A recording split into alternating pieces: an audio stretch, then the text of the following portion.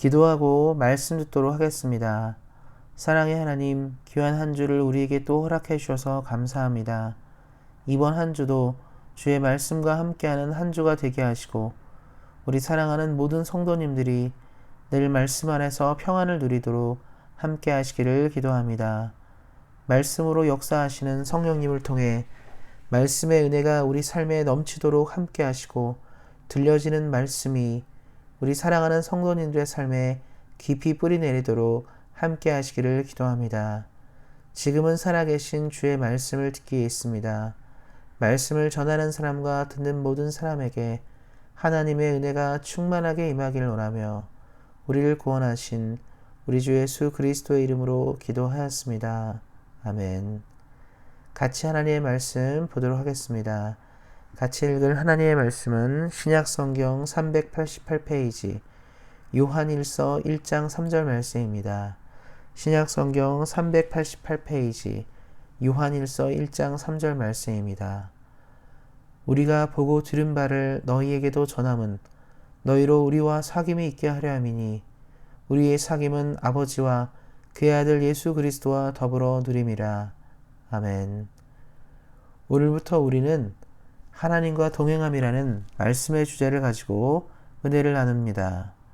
오늘은 그 첫 시간으로 하나님과의 사귐이라는 말씀의 제목을 가지고 은혜를 나누기를 소망합니다. 이 땅을 사는 모든 사람에게 가장 중요한 것이 있다면 그것은 바로 사람을 잘 사귀는 일입니다. 좋은 사귐은 인생을 달라지게 하고 새롭게 하기도 합니다.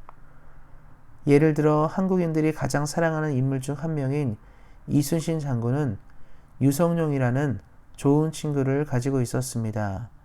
이 유성룡 선생님은 증비록을 저술한 사람으로 조선시대 때에 영의정까지 지낸 큰 인물입니다. 사실 이순신 장군을 역사 안으로 등용한 사람은 바로 이 유성룡 선생님이었습니다. 그는 친구였던 이순신 장군의 재능을 높이사 선조에게 천거하여 훗날 임진왜란의 위기를 극복하게 만든 인물입니다. 이순신 장군은 역사의 빛을 보게 된 가장 큰 이유를 바로 이 친구 유성룡 선생님으로 꼽고 있습니다. 바로 친구가 그를 천거하지 않았다면 이순신 장군은 지방에 있는 조그만 도시에 장군으로 또 관리자로 머물 수밖에 없었기 때문입니다. 이와 같이 우리 인생도 어떤 사람을 사귀느냐에 따라서 큰 변화를 가지게 됩니다. 하물며 사람을 잘 만나도 인생이 큰 복을 누리는데 만일 우리가 하나님과의 사귐이 깊어진다면 어떤 변화가 있겠습니까? 하나님과의 사귐이 주는 복에 대해서 그래서 우리는 한번 생각해 볼 필요가 있습니다. 첫 번째로 하나님과의 사귐이 있는 인생은 두려움이 없습니다. 이 땅을 살아간다는 것은 두려움의 연속입니다.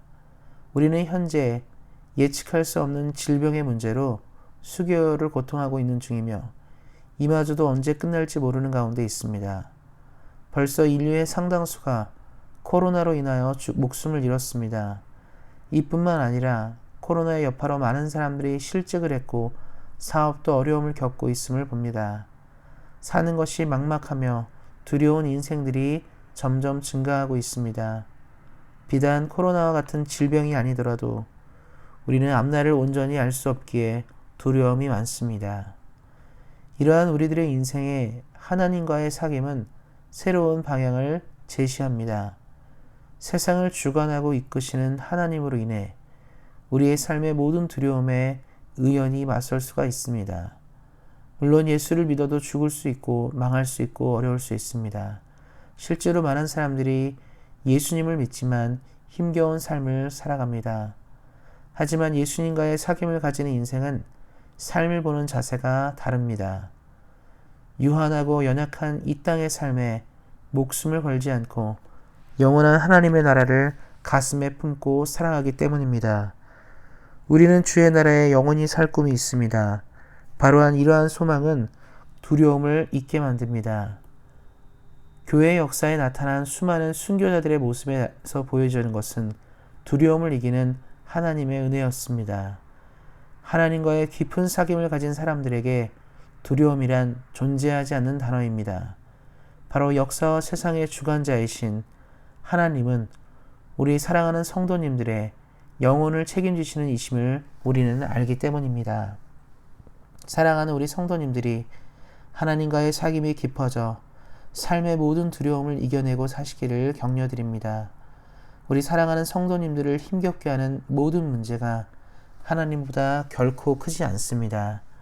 이 점을 기억하시고 삶의 두려움이 밀려올 때마다 이것을 능히 이길 수 있는 하나님을 깊이 만나시기를 예수님의 이름으로 축원드립니다. 둘째로 하나님과의 사귐이 있는 인생은 기쁨이 충만합니다. 우리는 언제 기뻐합니까? 좋고 행복한 일이 일어났을 때 기뻐합니다. 사랑하는 자녀가 태어났을 때, 원하는 학교나 회사에 들어갔을 때, 사랑하는 사람과 결혼하였을 때, 큰 상을 받거나 사람들에게 인정을 받았을 때 등등 여러 가지 삶의 이유들로 우리는 기쁨을 가지게 됩니다. 이러한 것들은 우리들의 삶에 큰 기쁨을 주는 일들이기도 합니다. 이 땅의 많은 사람들이 그래도 인생을 살아가는 이유가 바로 이러한 기쁨들, 방금 말씀드린 기쁨들이 조금씩이라도 나타나기 때문입니다. 하지만 만일 우리 삶에 미소 지을 만한 일이 생기지 않을 때 어떤 결과들이 생깁니까? 많은 사람들이 우울증에도 시달리고 삶의 의욕을 잃기도 합니다. 그래서 세상 사람들은 늘 행복하고 싶고 웃으며 살고 싶지만 그렇게 되지 않는다는 것을 잘 압니다. 그래서 행복하게 웃으려고 하고 노력하지만 쉽지 않고 어렵다는 것을 우리가 알고 있습니다. 하나님과의 사귐을 가진 인생은 삶의 기쁨이 그래서 늘 샘솟는 인생입니다. 세상이 주는 기쁨이 아니라 하나님이 주는 기쁨을 따라 살기에 늘 샘솟는 기쁨을 가지고 살아갑니다. 왜냐하면 하나님은 바로 기쁨의 근원이신 분이시기 때문입니다. 성경에 보면 다윗 왕은 사울에게 쫓겨나서 광야의 인생 가운데 있었습니다. 그는 광야의 인생 가운데 늘 하나님의 임재를 구하고 사모하였습니다. 고단한 광야에서 하나님을 만나는 그 시간이 다윗의 삶을, 다윗의 인생을 살게 하였기 때문입니다. 하나님은 다윗을 늘 위로하고 용기를 주었습니다. 이것은 다윗에게 큰 기쁨이 되었습니다. 세상이 그를 손가락질하고 비웃을 때에도 하나님은 늘 그에게 기쁨과 힘을 부어주셨기 때문에 결국 다윗은 재기하여서 다시 예루살렘에 돌아가 하나님의 나라를 이루는 위대한 왕이 되었습니다. 하나님이 그의 인생에 기쁨이 되셨기 때문입니다. 현재를 사는 우리들의 삶도 그와 같습니다. 아무도 알아주지 않아도 하나님은 우리를 늘 자랑스러워하시고 기쁨을 주는 분이십니다. 하나님 우리 사랑하는 성도님들에게 향하여 늘 기쁨을 가지시는 분이십니다. 하나님의 자녀가 이 세상을 주의 뜻대로 살고자 할 때마다 힘과 기쁨을 주시는 분이시기 때문입니다. 우리 사랑하는 성도님들이 힘들고 고단한 인생을 살고 계신다면, 지금 누구보다 하나님의 위로가 필요하시다면 하나님과의 사귐이 깊어지시기를 예수님의 이름으로 격려드립니다.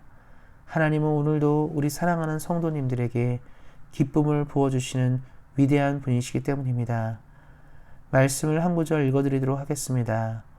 너의 하나님 여호와가 너의 가운데 계시니 그는 구원을 베푸실 전능자이시라. 그가 너로 인하여 기쁨을 이기지 못하시며 너를 잠잠히 사랑하시며 너로 말미암아 즐거이 부르며 기뻐하시리라 하리라. 스바냐 3장 17절 말씀입니다. 이 말씀처럼 이 말씀이 주는 위로가 늘 우리 사랑하는 성도님들에게 머물러서 하나님과의 깊은 사귐이 넘쳐나시기를 예수님의 이름으로 축원드립니다. 아멘.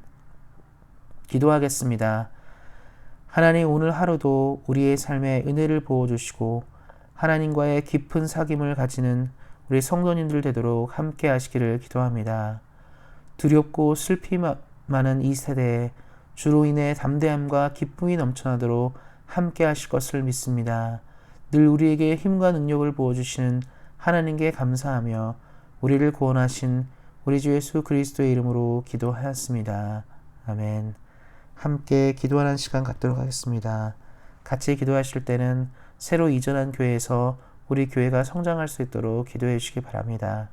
또 새로운 담임 목사 청빙을 위해서 좋은 청빙위원회가 구성되고 하나님이 기뻐하는 가운데 좋은 목사님을 맞이할 수 있는 우리 교회 될 수 있도록 기도해 주시기 바랍니다. 우리 안에 몸이 연약한 분들이 많이 계십니다. 모두 건강하여지고 온전하여져서 하나님과 함께 예배드릴 수 있게 함께 모여서 기쁨의 교제 나눌 수 있도록 그런 시간이 올 수 있도록 우리 함께 기도하는 시간 갖도록 하겠습니다. 대한민국과 캐나다를 위해서 특별히 대한민국과 캐나다가 코로나 문제를 잘 대처하고 또 우리가 사는 이 땅 역시 코로나 문제를 잘 대처하여 하나님께 영광을 돌릴 수 있는 나라 될 수 있도록 우리가 살고 있는 나라와 우리 조국을 위해서도 기도해 주시기 바랍니다. 오늘 말씀처럼 하나님과의 깊은 사귐은 우리를 힘차게 살게 하는 원동력이 됩니다. 이를 기억하시고 늘 하나님과 깊은 사귐을 가지시기를 예수님의 이름으로 격려드립니다. 오늘도 말씀 안에서 은혜 안에서 승리하세요. 주의 사랑으로 사랑합니다.